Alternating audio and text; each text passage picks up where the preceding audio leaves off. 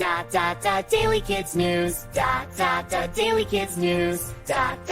Daily Kids News. Daily Kids News. Meow. Hello, News Explorers! Big Brain here, and welcome to episode 66. Today we're zooming from the edge of space-time to a wiggly robot that doesn't even have a front. And then we'll splash into a mountain meadow makeover for wildlife.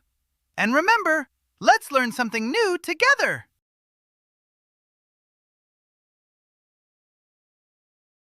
Whoa! Have you ever seen a whirlpool in a pool, where water spins into a twisty funnel? Now imagine a space whirlpool made of glowing gas. Scientists used the James Webb Space Telescope to look at a tiny, super far-away galaxy more than 13 billion light-years away. That means the light started its trip to us when the universe was very, very young. Here's the mind-bendy part. They studied gas swirling around a black hole, kind of like leaves circling a drain, but in space. By watching how the gas moves, scientists can estimate how heavy the black hole is, because heavier objects pull harder. And this black hole seems big enough that it may have formed really early, maybe even before its galaxy finished building itself up. How can a black hole show up early? One idea is that giant clouds of gas could collapse quickly, forming a big black hole seed right away. Another idea is that smaller black holes could grow fast by drawing in gas. Black holes are very far away, so we're safe here on Earth.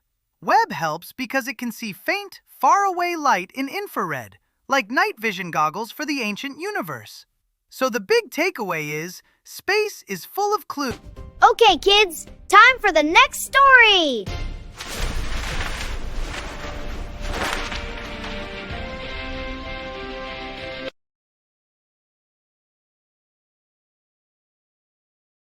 Question time! What if you had to walk, but you weren't allowed to turn around? Ever? That would be tricky. Well, engineers made a robot that doesn't worry about turning, because it doesn't really have a front or a back. Researchers at Duke University built a round robot named Argus with 20 telescoping legs. Telescoping means the legs can slide longer or shorter, like a pocket telescope or a toy lightsaber that extends. Each leg can help it push, balance, or step, so it can move in any direction, sideways, diagonally, or straight ahead, without doing a big spin first. Argus also has depth-sensing cameras. Think of them like super smart eyes that can tell how far away things are. Almost like the robot is playing a constant game of, how close is that bump? This helps it roll and clamber over rough obstacles. And here's a cool design idea. If one leg breaks, Argus can keep going. That's because it has lots of legs sharing the work. Kind of like how a centipede doesn't stop being a centipede if one foot gets a little tired. Robots like this could be helpful in places where the ground is bumpy or unpredictable, like exploring rocky areas, checking bridges. Okay, kids, time for the next story!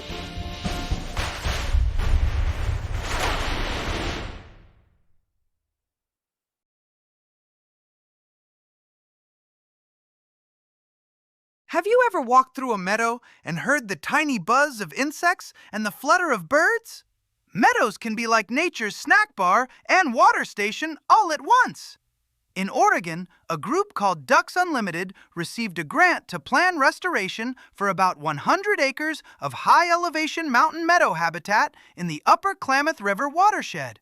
Restoration means helping an area get back to a healthier, more natural shape, like tidying up a messy room, but for the outdoors. Mountain meadows are special because they can act like sponges. When snow melts or rain falls, the meadow's plants and soil can soak up water and release it slowly.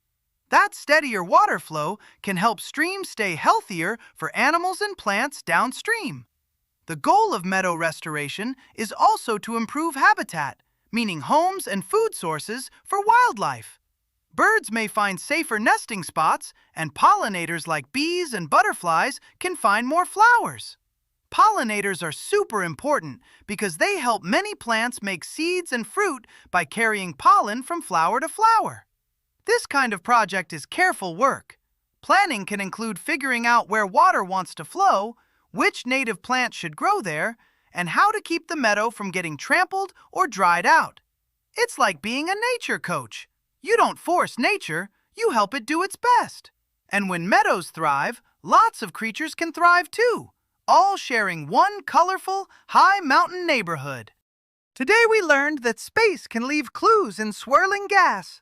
Robots can walk like a many-legged helper, and meadows can act like watery sponges that support birds and pollinators. Keep being curious, keep asking questions, and we'll learn together. See you next time! See you tomorrow! Row! Woo!